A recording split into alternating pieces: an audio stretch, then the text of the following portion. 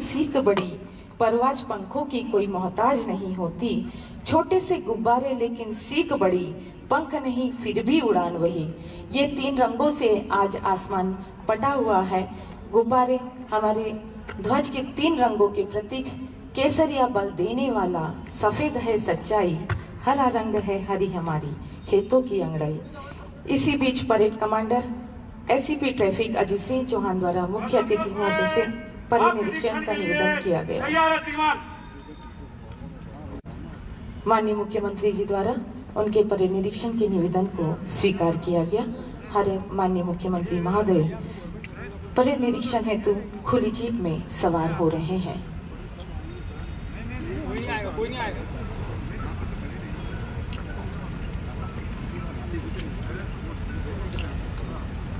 Parade निरीक्षण के लिए माननीय मुख्यमंत्री महोदय खुली जीप में सवार हो चुके हैं। उनके साथ हैं इंदौर जिले के जिलाधीश आदरणीय मनीष सिंह सर और पुलिस कमिश्नर आदरणीय हरिनारायण चारी जी मिश्र जी।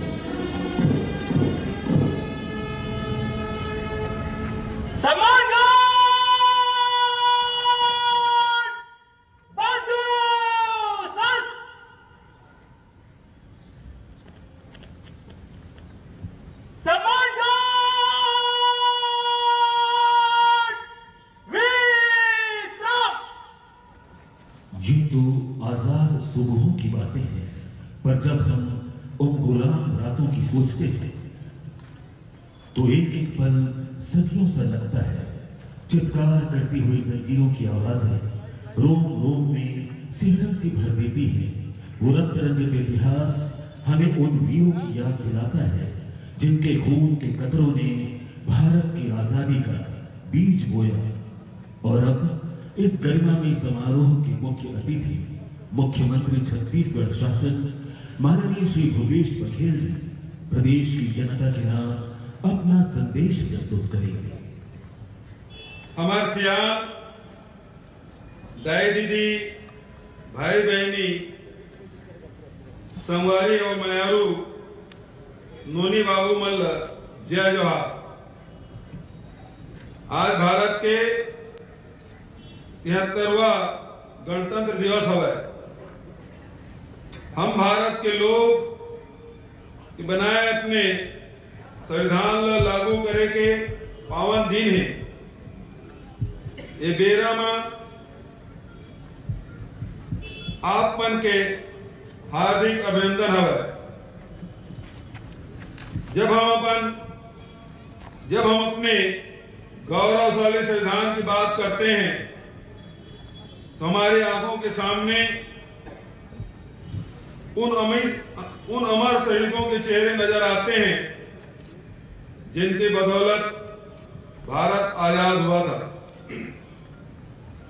अमर शहीद गैन सिंह, शहीद वीर नारायण सिंह, वीर गुंडाधुर जैसी विभूतियों की बदौलत 1857 की क्रांति से पहले हमारा छत्तीसगढ़ भारत की राष्ट्रीय चेतना से जुड़ा था। आजादी के आंदोलन से लेकर गणतंत्र का वरदान दिलाने तक जिन महान विभूतियों ने अपना योगदान दिया, उन सबको मैं सादर नमन करता हूं। हमारे दूरदर्शी पुरखों ने आजादी की लड़ाई के साथ साथ आजाद भारत के संविधान का सपना ही नहीं देखा था, बल्कि इसकी ठोस तैयारी भी शुरू कर दी थी। यही वजह है कि हमारे संविधान में देश की विरासत, लोकतांत्रिक मूल्य, पंचायत की अवधारणा को अहम स्थान मिला। राष्ट्रपिता महात्मा गांधी, प्रथम राष्ट्रपति डॉक्टर राजेंद्र प्रसाद, प्रथम प्रधानमंत्री पंडित जवाहरलाल नेहरू, प्रथम विधि मंत्री बाबा साहब डॉक्टर भीमराव अंबेडकर, प्रथम उप प्रधानमंत्री तथा गृह मंत्री सरदार वल्लभ भाई पटेल, प्रथम शिक्षा मंत्री मौलाना अबुल कलाम आजाद सहित संविधान निर्माण की प्रक्रिया में शामिल महान भावों और उस दौर के विभूतियों ने भारत के नवनिर्माण की नींव रखी थी। उसी पर देश बुलंदियों के नए नए शिखर पर पहुंचे हैं। मैं उन सभी के योगदान को याद करते हुए सादर नमन करता हूं। आज जब हम अपने देश की पावन पहचान तिरंगे झंडे की छांव में खड़े होते हैं, तो आन बान और शान से लहराते तिरंगे में हमें अपनी महान विरासत के अनेक रंग दिखाई पड़ते हैं, जो हमें भाव विभोर करते हैं और गौरव का एहसास दिलाते हैं। हमें अपनी आजादी को बचाने, गणतंत्र को मजबूत करने, संविधान के प्रति आस्था और निष्ठा दोहराने के लिए प्रेरित करते हैं। हमें इस बात का पुरजोर एहसास होता है कि हमारा संविधान ही हमारे लोकतांत्रिक मूल्यों, मौलिक अधिकारों का प्रणेता है। इसे सहेज कर रखना हम सबका परम कर्तव्य है। भाइयों और बहनों, इस वर्ष हम देश की आजादी की 75वीं सालगिरह मनाएंगे। यह अवसर मनन करने का है, क्या देश आजादी तथा लोकतंत्र के लक्ष्यों को पूरी तरह हासिल कर सका है। आजादी के समय जिस तरह सांप्रदायिक उन्माद का वातावरण बनाया गया था, क्या आज हम उस चुनौतियों से निश्चिंत हो पाए हैं? क्या जनता के स्वाभिमान, स्वावलंबन और सशक्तिकरण के लक्ष्य पूरे हो पाए हैं? यदि नहीं, तो आज की सबसे बड़ी प्राथमिकता क्या होनी चाहिए? क्या सांप्रदायिक उन्माद देश की प्रगति में रुकावट नहीं है? मेरा मानना है कि आज भी हमारी सबसे बड़ी जरूरत आपसी एकता की है, समन्वय की है, आपसी प्यार और सहभागिता से आगे बढ़ने की है, ताकि नकारात्मक विचारों को किसी भी क्षेत्र में स्थान न मिल पाए। हमारी जरूरत सद्भावना के साथ विकास की है, हर हाथ को काम देने की है। छत्तीसगढ़ राज्य गठन के बाद हमारे प्रधानमंत्री श्रीमान नरेंद्र मोदी जी ने नेताजी के जन्मदिन को पराक्रम दिवस के रूप में मनाया और गणतंत्र दिवस अब 23 जनवरी नेताजी के जन्मदिन से 26 जनवरी तक मनाया जाएगा गणतंत्र दिवस का पर्व। मैं नेताजी के चरणों में प्रणाम करता हूं, नमन करता हूं। इस देश को आजादी अंग्रेजों ने कोई चांदी की तस्तरी में रख के भेंट नहीं की थी। एक तरफ पूज्य बापू जी के नेतृत्व में अहिंसक आंदोलन चला था, तो दूसरी तरफ क्रांतिकारियों ने अपने रक्त की अंतिम बूंद से भारत माता की पवित्र माटी को रंगा था। उनके त्याग, तपस्या और बलिदान से देश स्वतंत्र हुआ था, आजाद हुआ था। लेकिन कहते हुए कभी कभी तकलीफ होती है कि आजादी के बाद हमें आजादी के इतिहास तक गलत पढ़ाया गया। देश को बताया गया कि हिंदुस्तान को आजादी महात्मा गांधी जी, नेहरू जी, इंदिरा जी ने दिलाई। मैं बापूजी के योगदान को अस्वीकार नहीं करता। बापूजी तो विश्व बंद है, लेकिन आजादी की क्रांतिकारी धारा को भुला दिया गया। एक नहीं अनेकों अमर शहीद क्रांतिकारी, उनकी स्मृति को संजो के नहीं रखा गया। मैं भारत के प्रधानमंत्री श्रीमान नरेंद्र मोदी जी को धन्यवाद देना चाहता हूं। उन्होंने अमर शहीद क्रांतिकारियों की सही गाथा न केवल देश के सामने रखी, बल्कि उनकी स्मृति बनी रहे और वो प्रेरणा देते रहे। इसलिए देश में अनेकों स्मारकों का निर्माण हुआ। मुझे कहते हुए प्रसन्नता है, इंडिया गेट पर अब नेताजी सुभाष चंद्र बोस की भव्य प्रतिमा लगाई जाएगी। मैं अमर शहीदों का चारण, उनके यश गाया करता हूं। जो कर्ज राष्ट्र ने खाया है, मैं उसे चुकाया करता हूं। मध्य प्रदेश की धरती पर भी हमने, चाहे महारानी लक्ष्मीबाई हो, तात्या टोपे हो, टंट्या भील हो,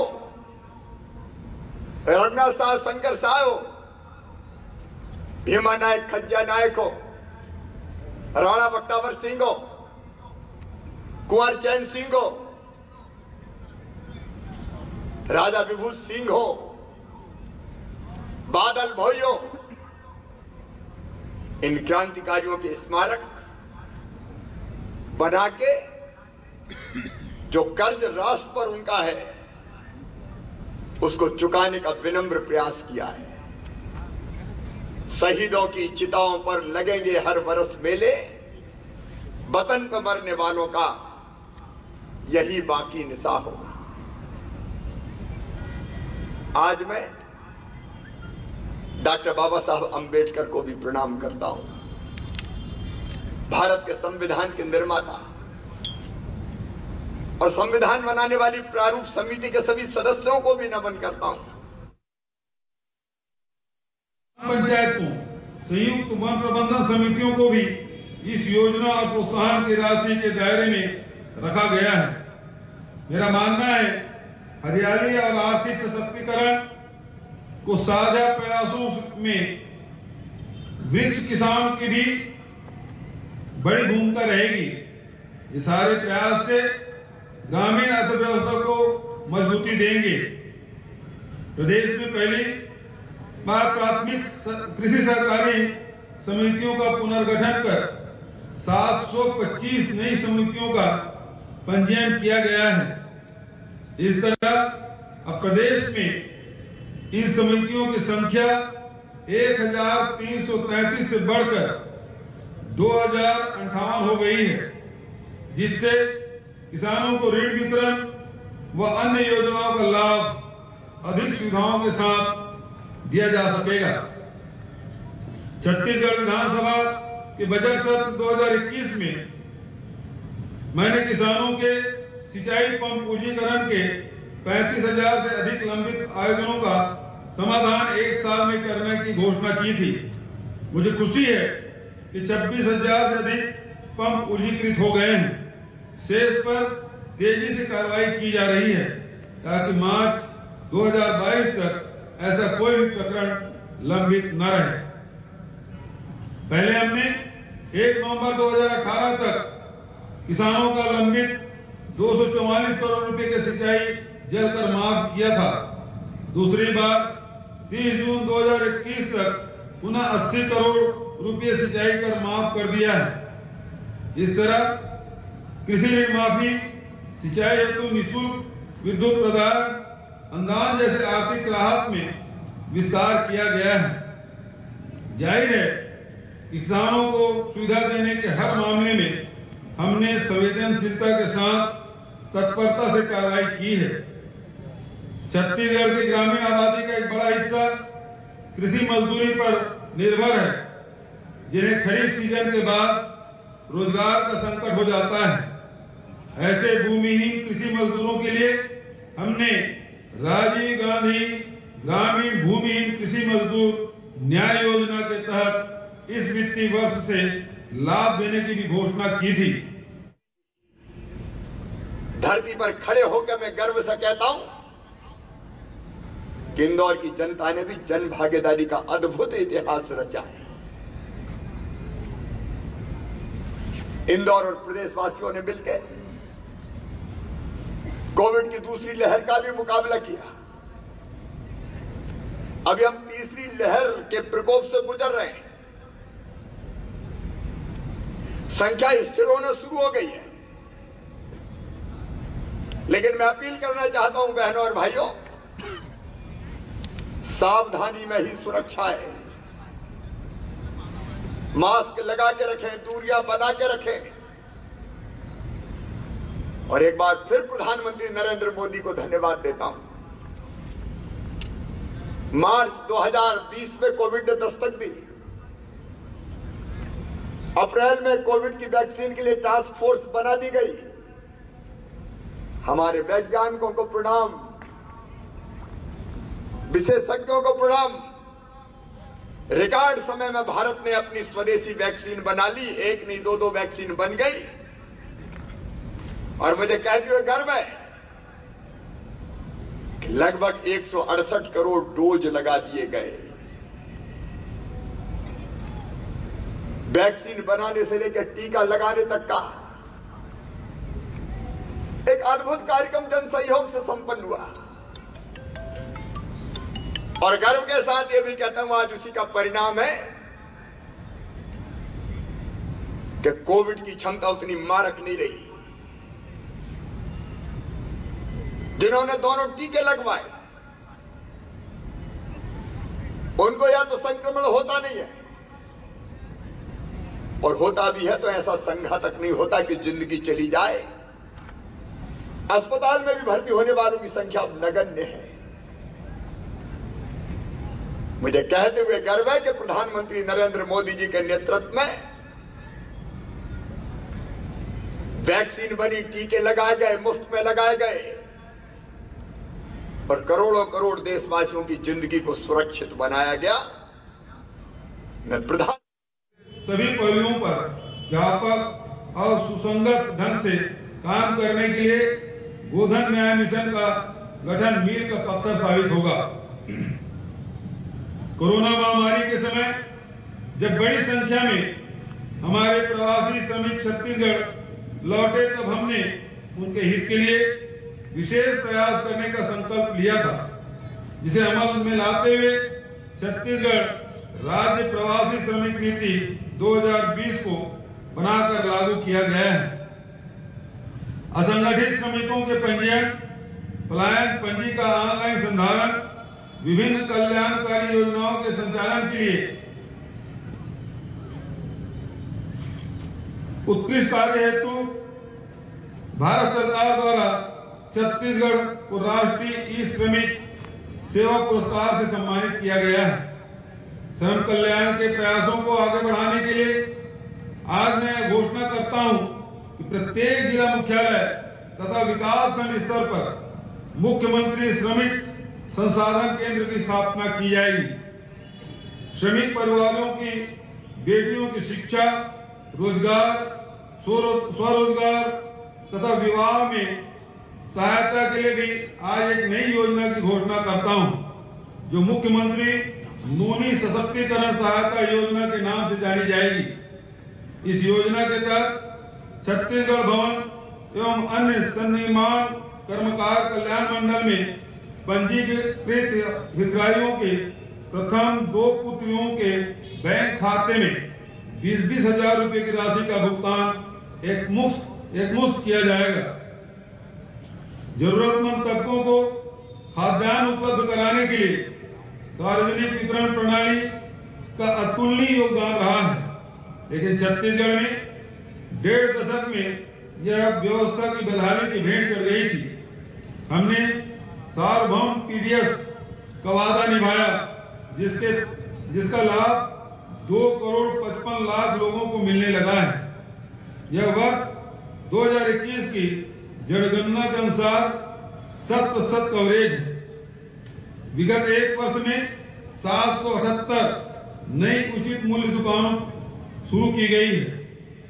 आयरन फोलिक एसिड युक्त फोर्टिफाइड चावल वितरण की शुरुआत हमने कोंडागांव जिला से की थी, जिसे अब पूरे प्रदेश में मध्याह्न भोजन योजना तथा पूरा पोषण आहार योजना में लागू कर दिया गया है।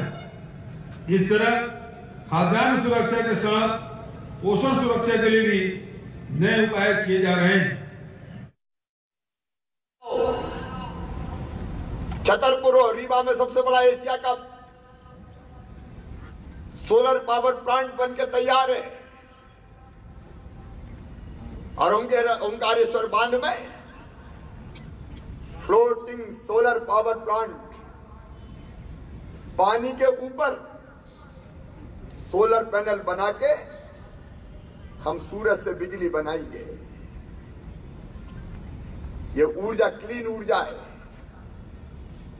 जो पर्यावरण को बचाने का भी काम करती है। हम सूरज से बिजली बनाएंगे, हम हवा से बिजली बना रहे हैं, हम पानी से बिजली बना रहे हैं, हम बायोमास से बिजली बना रहे हैं। मेरे बहनों और भाइयों,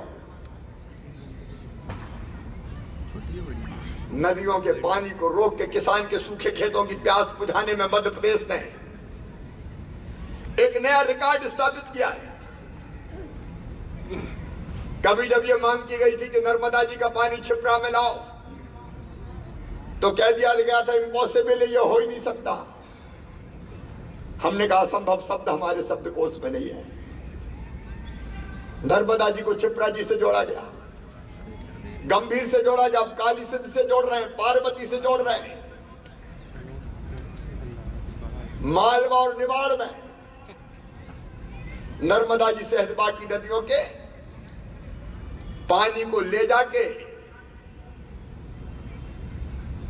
किसानों के खेतों की प्यास बुझा रहे हैं। न केवल मालवा और निवाड़ में, बल्कि विंध्य में, बुंदेलखंड में, महाकौशल में, भोपाल, ग्वालियर और चंबल संभाग में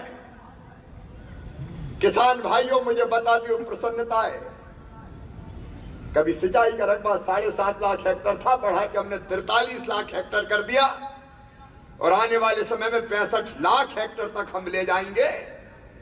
नर्मदा जी के मध्य प्रदेश के हिस्से की एक एक बूंद का उपयोग करेंगे, एक एक बूंद का।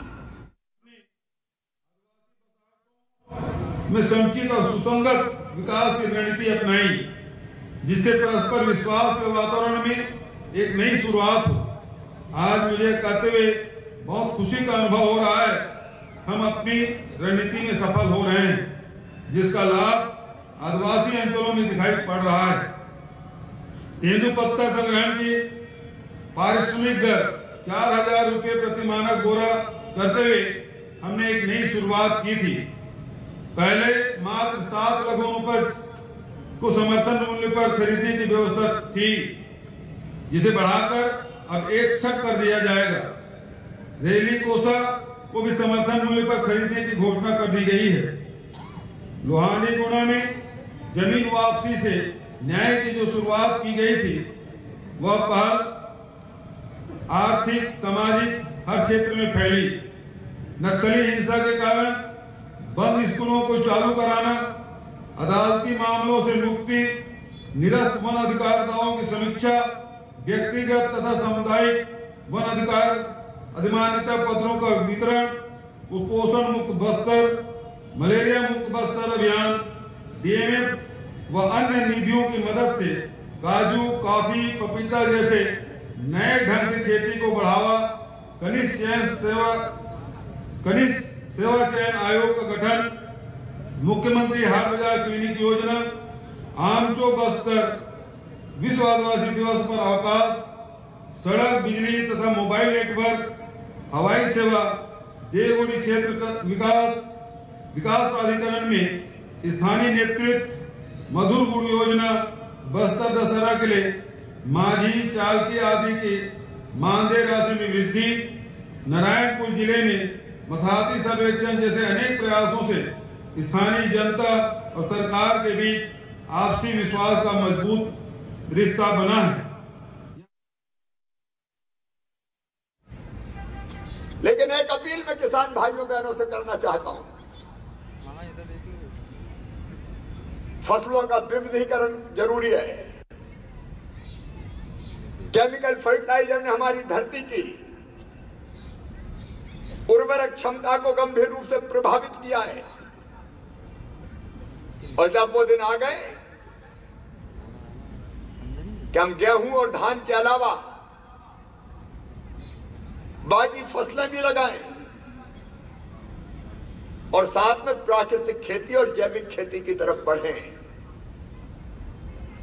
प्राकृतिक खेती का मध्य प्रदेश में हम अभियान चलाने वाले हैं। धरती का स्वास्थ्य भी बचा रहना चाहिए और इंसान को, भाई बहनों को, बेटे बेटियों को शुद्ध खाद्य पदार्थ भी मिलना चाहिए। केमिकल फर्टिलाइजर ने कई तरह की बीमारियां पैदा कर दी है। मैं स्वयं भी अपने खेत में प्राकृतिक खेती के प्रयोग करूंगा। जैविक खेती में आज भी मध्य प्रदेश नंबर 1 है, लेकिन और तेजी से इस दिशा में बढ़ने की आवश्यकता है। मेरे किसान भाइयों,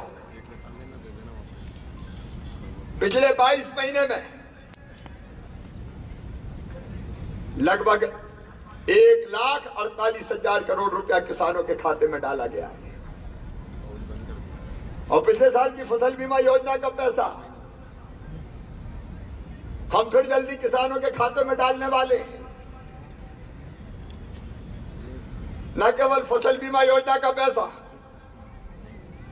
बल्कि प्राकृतिक आपदा में अभी जो नुकसान हुआ है उसकी राहत की राशि भी बहुत जल्दी आपके खाते में आने वाली है। मौसम की मार से अगर किसानों की फसलें प्रभावित होगी तो उनको राहत देने में सरकार कोई कसर नहीं छोड़ेगी। प्रधानमंत्री किसान सम्मान निधि, मुख्यमंत्री किसान कल्याण योजना का पैसा लगातार किसानों के खाते में जा रहा है। आज अपने प्रदेशवासियों से एक बात और मैं कहना चाहता हूं। लोकतंत्र का मतलब है ये जनता का राज है। भगवान ने जो संसाधन दिया वो सबके हैं। ये धरती सबकी, पानी सबका, जंगल सबके, खदानें सबकी, सबका समान अधिकार है। बिजली की ट्रांसमिशन प्रणाली में सुधार और विस्तार के माध्यम से पारेषण हानि को कम किया, वहीं बेहतर प्रबंधन से प्रणाली की उपलब्धता को 99.79% पहुंचाया, जो एक कीर्तिमान है। विद्युत आपूर्ति की विश्वसनीयता बढ़ाने के साथ बिजली बिल हाफ योजना का लाभ 40,45,000 उपभोक्ताओं तक पहुंचा दिया गया है, जिससे उन्हें 2,200 करोड़ रुपए की बचत हुई। विभिन्न योजनाओं से प्रदेश में 24,000 करोड़ रुपए से अधिक लागत से सड़कों का निर्माण किया जा रहा है। निर्माण कार्यों में शिक्षित बेरोजगारों को भागीदार बनाने के लिए ई श्रेणी पंजीयन के तहत 5000 से अधिक युवाओं का पंजीयन किया गया है और उन्हें विकास खंड स्तर पर सरलीकृत प्रक्रिया से लगभग 200 करोड़ रुपए के निर्माण कार्य आवंटित किए गए हैं। प्रदेश में सिंचाई क्षमता बढ़ाने के लिए केलो परियोजना, खारक परियोजना, मनियारी परियोजना, अरपा भैंसाजार परियोजना को इस वर्ष पूर्ण करने के लिए तेजी से कार्य किया जा रहा है। ग्रामीण अंचल में शुद्ध पेयजल उपलब्ध कराने के लिए जल जीवन मिशन के अंतर्गत सितंबर 2023 तक 48 लाख से अधिक घरों में नल कनेक्शन देने की योजना है, जिसमें से लगभग 8 लाख कनेक्शन दिए जा चुके हैं। इसी प्रकार 124 नगरीय निकायों में नल जल योजना पूर्ण की गई है तथा 44 नगरीय निकायों के कार्य प्रगति पर है।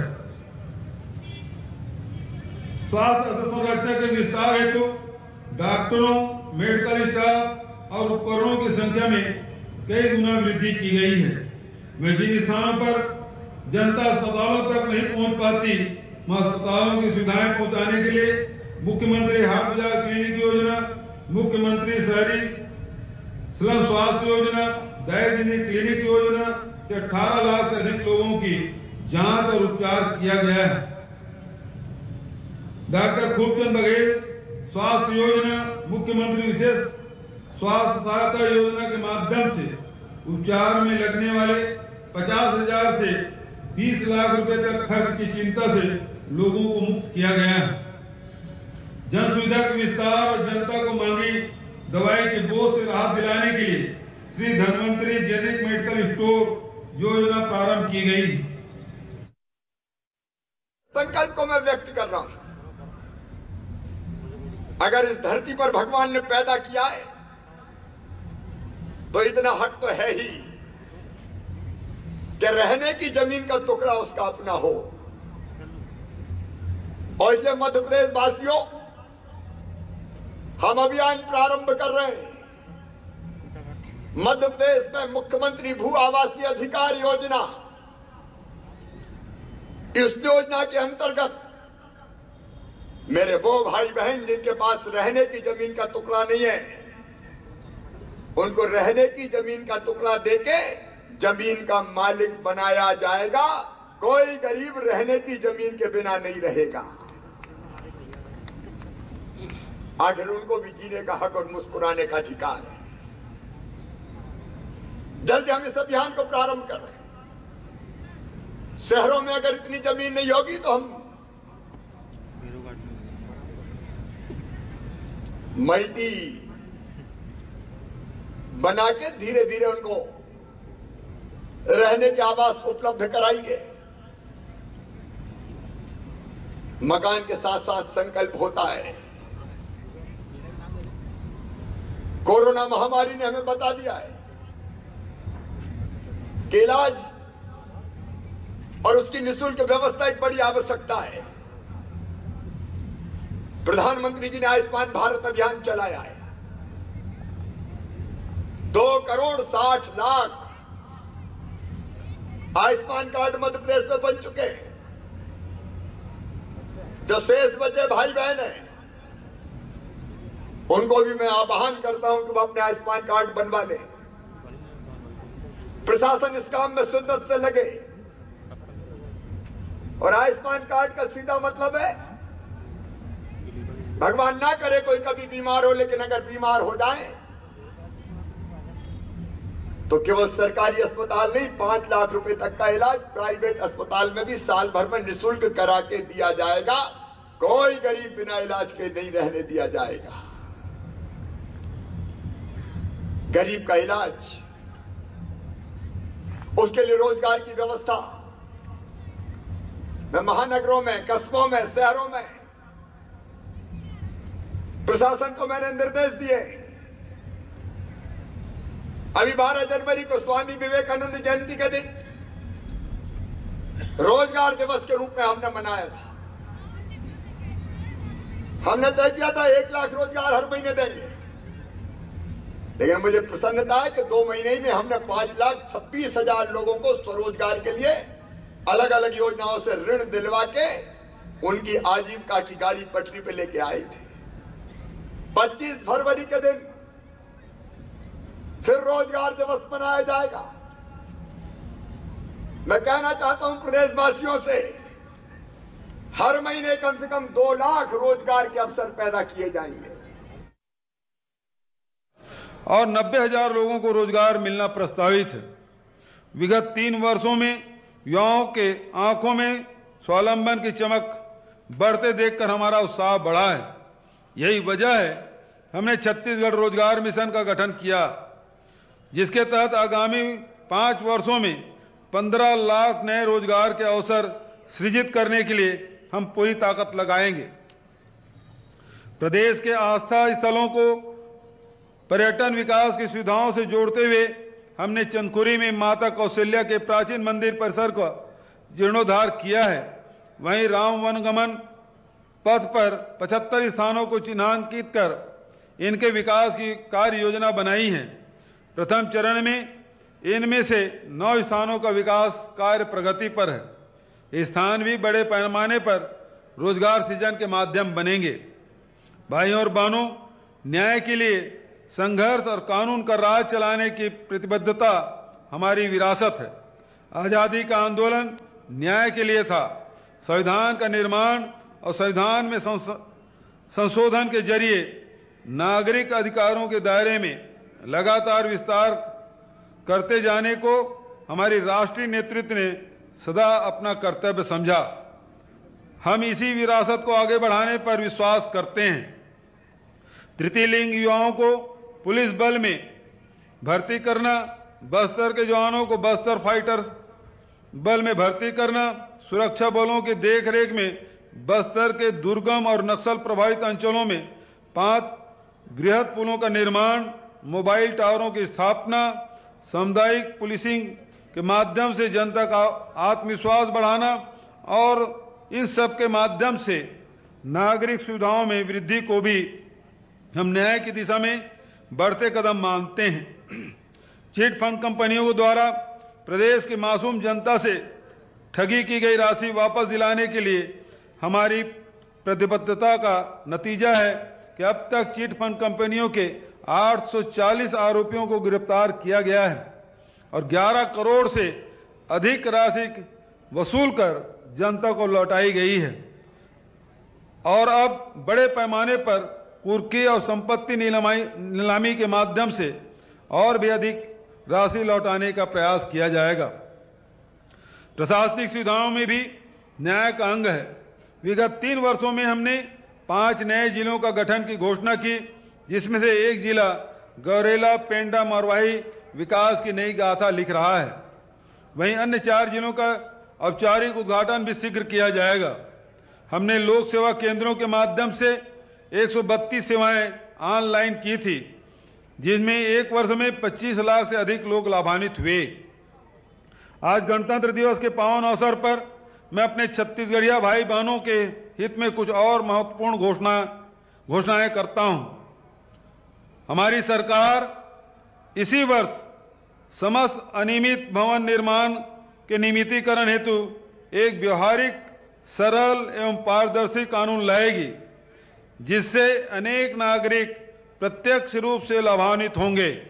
इस कानून के प्रावधान का लाभ लेकर हमारे नागरिक अपनी मेहनत से किए गए निर्माण को नियमित करवाकर स्वाभिमान से जीवन यापन एवं रोजगार कर सकेंगे।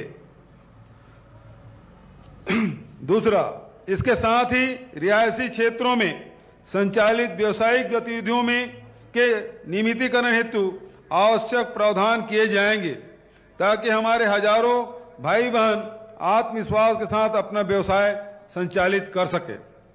तीसरा, आप सभी को बताते हुए हर्ष हो रहा है कि मेरी घोषणा के 15 दिन के भीतर प्रदेश के नगर निगमों में 500 वर्ग मीटर तक के भवनों में मानवीय हस्तक्षेप के बिना डायरेक्ट भवन अनुज्ञा प्रणाली प्रारंभ कर दी गई है। उसी तर्ज पर मैं घोषणा करता हूं, प्रदेश में अब नगर निगम से बाहर के क्षेत्रों जो कि निवेश क्षेत्र में शामिल है में भी 500 वर्ग मीटर तक भवन विन्यास बिना किसी मानवीय हस्तक्षेप के तय समय सीमा में जारी किए जाएंगे। सिकल सेल एनीमिया के खिलाफ अभियान चलाया जा रहा है। अनुसूचित जनजाति हो, अनुसूचित जाति हो, 16 फरवरी को संत रविदास जी की जयंती से 14 अप्रैल डॉक्टर बाबा साहब अम्बेडकर की जयंती तक अनुसूचित जाति के कल्याण के अनेकों कार्यक्रम चलाए जाएंगे। सामाजिक न्याय, सामाजिक समरसता के साथ मुझे सामान्य वर्ग आयोग बनाया है, जो सामान्य वर्ग के भाई और बहनों के कल्याण के लिए सुझाव देगा। आर्थिक रूप से कमजोर सामान्य वर्ग के बेटा बेटियों के लिए 10% आरक्षण लागू किया जा चुका है। पिछड़े वर्ग के कल्याण के लिए हम प्रतिबद्ध हैं। और ये पंचायत के चुनाव हमने कहा ओबीसी के आरक्षण के साथ ही होंगे। पिछड़ा वर्ग कल्याण आयोग अन्य पिछड़ा वर्ग के कल्याण के लिए जरूरी कदम उठा रहा है। अल्पसंख्यकों, घुमंतुओं, अर्ध घुमंतुओं, समाज के हर वर्ग का कल्याण ये भारतीय जनता पार्टी, हमारी सरकार की नीति का प्रमुख अंग है। बेटियों के कल्याण में हमने एक नया इतिहास रचा है। मैं आज खुशी से, प्रसन्नता के साथ बताना चाहता हूं, लाडली लक्ष्मी योजना के अंतर्गत 41 लाख बेटियां लाडली लक्ष्मी बन चुकी है। और आज मुझे बताते हो खुशी है कि 2012-13 में जहां सेक्स रेशियो बेटा बेटी के जन्मता का था 914, भाग बढ़ के हो गया 1000 बेटों पे 956 बेटियां। और मेरा अभियान जारी रहेगा तब तक जब तक के बेटे और बेटियां बराबर की संख्या में जन्म ना लें। बेटियों के बिना दुनिया नहीं चल सकती। महिला सशक्तिकरण के लिए, बेटियों के कल्याण के लिए अनेकों योजनाएं बनाई गई है। आज उसके विस्तार में जाने का समय नहीं है, लेकिन मैं प्रदेशवासियों से अपील करना चाहता हूं, बेटा और बेटी को बराबर प्यार करे। बेटी के बिना ये दुनिया नहीं चल सकती। मेरे प्रिय बहनों और भाइयों, शिक्षा के क्षेत्र में एक नया प्रयोग। अब तक हमने देखा था प्राइवेट स्कूलों में संपन्न परिवारों के बच्चे पढ़ते थे। अब मैं सामान्य परिवारों के लिए हमने फैसला किया सीएम राइज स्कूल खोलने का। ये अद्भुत स्कूल होंगे। 18 से लेके 26 करोड़ रुपए तक के भवन बनेंगे। लैब होगी, लाइब्रेरी होगी, स्मार्ट क्लासेज होंगी, प्लेग्राउंड्स होंगे। प्राइवेट स्कूलों से बेहतर व्यवस्था करके धन्नू पन्ना, कल्लू मन्ना, जुम्मन के बेटा बेटियों को भी पढ़ने की बेहतर से बेहतर सुविधा देंगे।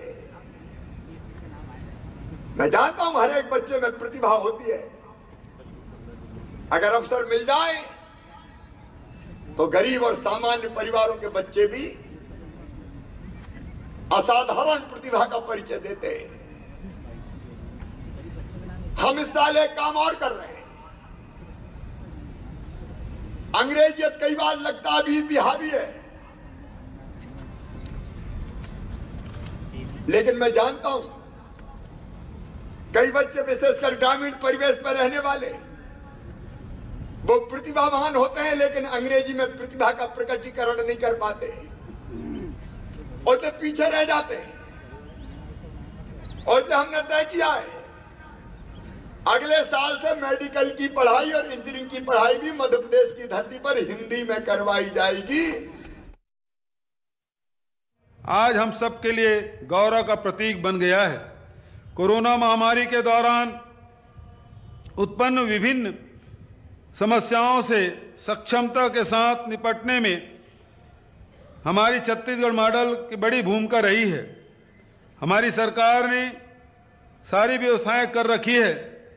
मुझे विश्वास है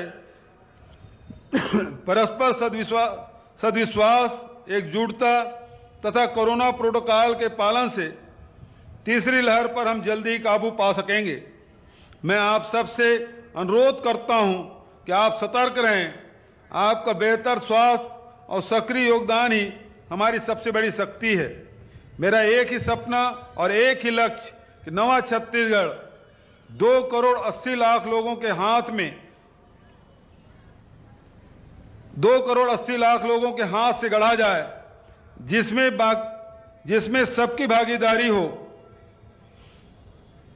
जिसमें सबको न्याय मिले, जिसमें सबकी खुशहाली सुरक्षित रहे। आगे भी हमारे प्रयास इसी दिशा में रहेंगे।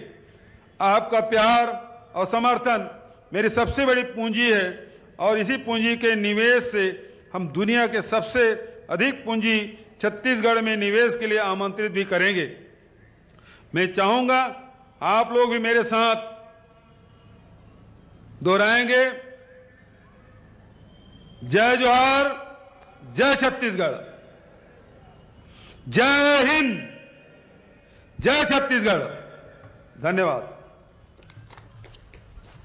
और माननीय मुख्य अतिथि महोदय के करकमलों के द्वारा हर्ष सूचक गुब्बारों को आकाश की अनंत ऊंचाइयों में उन्मुक्त किया जाएगा।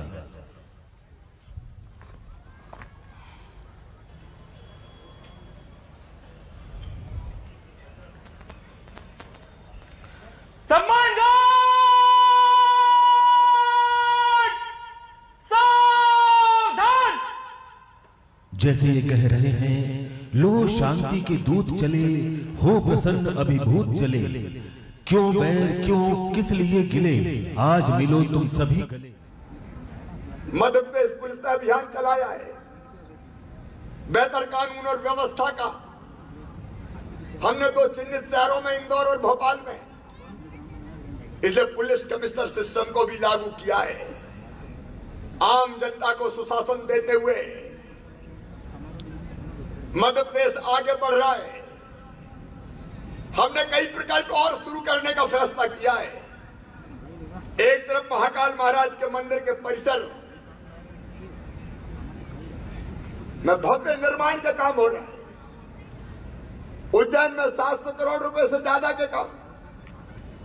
वहीं दूसरी तरफ ओमकारेश्वर में, जहां आदि गुरु शंकराचार्य जी को अपने गुरु गोविंद पाद जी मिले थे, वहां उनकी भव्य प्रतिमा लगा के अद्वैत वेदांत संस्थान बनाया जाएगा।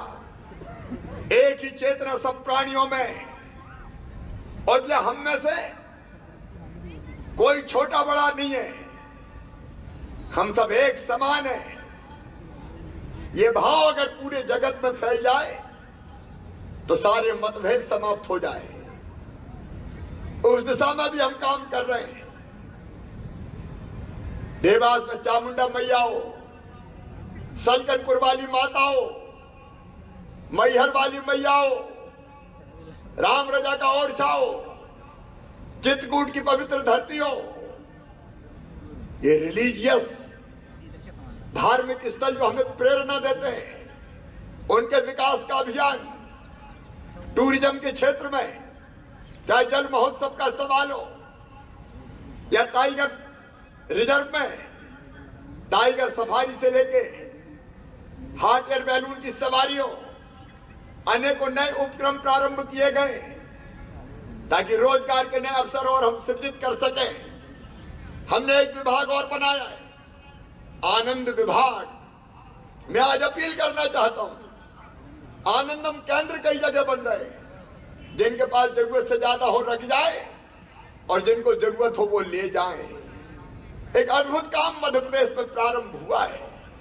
मेरे प्रिय बहनों और भाइयों, प्रधानमंत्री नरेंद्र मोदी के नेतृत्व में देश आगे बढ़ रहा है, 10 दिशाओं में विकास कर रहा है और मध्य प्रदेश भी अपनी क्षमता को प्रकट करते हुए तेज गति से आगे बढ़ रहा है।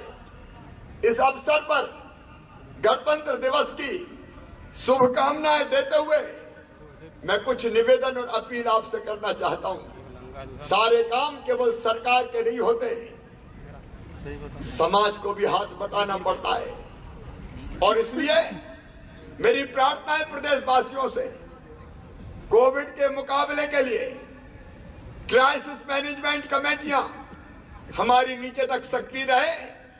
ये कोविड की जड़ों पर प्रहार करने का समय है। इस बार अगर हमने इससे मुकाबला कर लिया तो आगे हो सकता है इससे हमें निजात मिल जाए। इसके लिए आप सबका सहयोग चाहिए।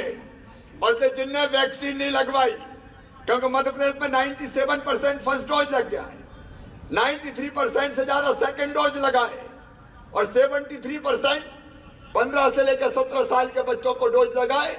जो शेष रह गए हो उनको टीका जरूर लगवाने में सहयोग करें। मैं एक अपील और अपने सभी प्रदेशवासियों से करना चाहता हूं। मैंने बेटी बचाने की बात कही है। मेरी प्रार्थना है बेटियां आए तो स्वागत करें, बेटियों को इस धरती पर आने दें, बेटी बचाने में उनको आगे बढ़ाने में सहयोग करें। ये मेरा निवेदन है। स्वच्छता में इंदौर ने नया रिकॉर्ड बनाया है। आज इंदौर आइकॉन बन गया, आइकॉन। मध्य प्रदेश तीसरे नंबर पर स्वच्छता में आया है, लेकिन तीसरे नंबर पे नहीं, पहले नंबर पे मध्य प्रदेश को लाना है। मार्च में फिर स्वच्छता सर्वेक्षण प्रारंभ होगा। इसलिए गांव हो और चाहे शहर हो, स्वच्छ बना के हमें मध्य प्रदेश को स्वच्छता में भी नंबर 1 बनाना है। एक अपील और मैं कर रहा हूं प्रदेशवासियों से। अभी मैंने अपील की थी, कुपोषण समाप्त करने के लिए एक आंगनबाड़ी गोद लें। 97,000 आंगनबाड़ी है मध्य प्रदेश में, 48,000 गोद ले ली गई है। और गोद लेने का मतलब शासकीय सुविधाएं ठीक से उस आंगनबाड़ी में मिले, ये प्रयास करना नंबर 1। और कुछ सुविधाएं अपनी तरफ से हम आंगनबाड़ियों में जुटा दें नंबर 2। मेरी अपील है जो सक्षम और समर्थ लोग हैं, एक आंगनबाड़ी जरूर गोद लें, ताकि 97,000 आंगनबाड़ियों में बेहतर काम करते हुए हम अपने बच्चों को कुपोषण से मुक्त करा लें।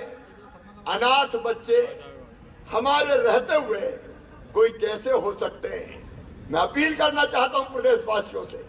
पिछले दिनों में भोपाल में निकला था, मैंने कुछ लोगों को फुटपाथ पर सोते हुए देखा था, और तब हमने तत्काल रैन बसेरे बनवाए, अस्थायी बनवाए। इस मध्य प्रदेश की धरती पर कोई फुटपाथ पर नहीं सोएगा। समर्थ और समाज है और ये सरकार है, हमारे रहते हुए कोई कड़कती सर्दी में बाहर कैसे सो सकता है। और इसलिए रैन बसेरे जहां जरूरत पड़े और बनाएंगे। हम ऐसे लोगों को प्रश्रय देंगे, आश्रय देंगे। दीनदयाल रसोई का और विस्तार करेंगे। लेकिन इसके साथ अगर कोई बच्चे ऐसे हैं कि जिनके माता पिता नहीं है, तो कृपया करके जो समर्थ लोग हैं उनको भी गोद लें, उनके लालन पालन में मदद करें। मध्य प्रदेश एक ऐसा प्रदेश बन जाए जहां हर माता पिता विहीन बेटे बेटियों का पालक हो। एक काम मैं रोज करता हूं, वो अपील आपसे भी करना चाहता हूं। मैं तो रोज करता हूं, रोज एक पेड़ लगाता हूं। ये केवल कर्म कांड नहीं है मेरे बहनों और भाइयों, ये पर्यावरण को बचाने का प्रयास है। ये धरती का जो उपकार हम पे है, उस कर्जा को उतारने की कोशिश है। मेरी सभी प्रदेशवासियों से अपील है, रोज मत लगाओ, लेकिन अपने जन्मदिन के लिए लगा सकते हो। अपने जन्मदिन के दिन पेड़ लगा सकते हो, बच्चों के जन्मदिन के दिन पेड़ लगा सकते हो, माता पिता की पुण्य स्मृति में पेड़ लगा सकते हो।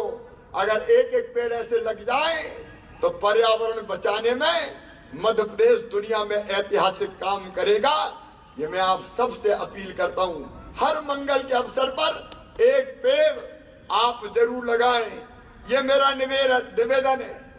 ग्रामवासियों से अपील मैं करना चाहता हूं, समरस गांव बनाओ। एक अभियान चलेगा, समरस ग्राम अभियान। वहां आपस में अगर कोई मतभेद है तो गांव के लोग मिलकर बैठ के सुलझाएं। गांव की रिपोर्ट थाने में ना जाए, गांव में कोई मतभेद ना हो। महीने में एक बार ग्राम सभा हो, गांव के विकास की योजना बने और गांव को बढ़ाने में सबका योगदान हो। ये मेरा निवेदन है। एक और निवेदन प्रदेशवासियों से गणतंत्र दिवस के अवसर पर करना चाहता हूं। लोकल उत्पाद खरीदें। Made in China, made in America, made in Japan. अब ये दिन लद गए। Made in Indore, made in Madhya Pradesh. हमारे गांव में, हमारे शहर में सेल्फ हेल्प ग्रुप हो, हमारे अपने साथियों अनेकों चीजें बनाते हैं। लोकल को वोकल बनाने के संकल्प को पूरा करें, ये मेरा निवेदन है। बिजली हम भरपूर बना रहे हैं। 21,000 करोड़ रुपए की सब्सिडी जनता को सस्ती बिजली देने पे करते हैं। लेकिन प्रदेशवासियों, मैं अपील करता हूं, बिजली फालतू ना जलाएं, जितनी जरूरत हो उतने ही उपयोग करें।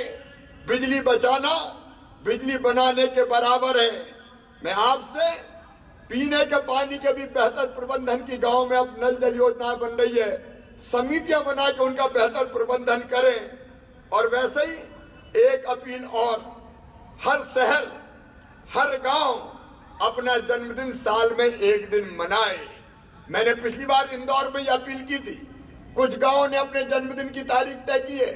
मेरे अपने गांव जैत ने भी नर्मदा जयंती के दिन गांव का जन्मदिन मनाने का फैसला किया है। इंदौर भी जन्मदिन अपना एक दिन मनाए, कोई एक दिन इंदौर का। जब इंदौर में रहने वाले दुनिया भर के लोग इंदौर आए, इंदौर की अलग अलग प्रतिभाएं, इंदौर के विकास का संकल्प ले और साथ मिलके हम इंदौर को और आगे ले जाएं। इंदौर हो चाहे बाकी शहर हो, उनका अपना एक दिन हो जिस दिन गांव के लोग मिलके अपने गांव को आगे बढ़ाने का संकल्प लें। और अंत में नशा मुक्ति अभियान, ये केवल बंद करने से बंद शराब नहीं हो सकती तब तक जब तक इस प्रवृत्ति को हम समाप्त ना कर दें। और इसलिए हम अपने गांव, अपने शहर में ये प्रयास प्रारंभ करें कि अधिकतम लोग नशा से मुक्त होने का संकल्प लेके धीरे धीरे नशा मुक्ति की तरफ अपने प्रदेश को ले जाएं। मेरे प्रिय बहनों और भाइयों, अकेली सरकार नहीं, समाज के साथ मिलके हम समृद्ध और विकसित मध्य प्रदेश के निर्माण को संकल्प को पूरा करेंगे। और प्रधानमंत्री नरेंद्र मोदी जी के नेतृत्व में एक वैभवशाली भारत, एक गौरवशाली भारत, एक संपन्न भारत, एक समृद्ध भारत और एक शक्तिशाली भारत को बनाने के अपने संकल्प को पूरा करने में अपना योगदान दें।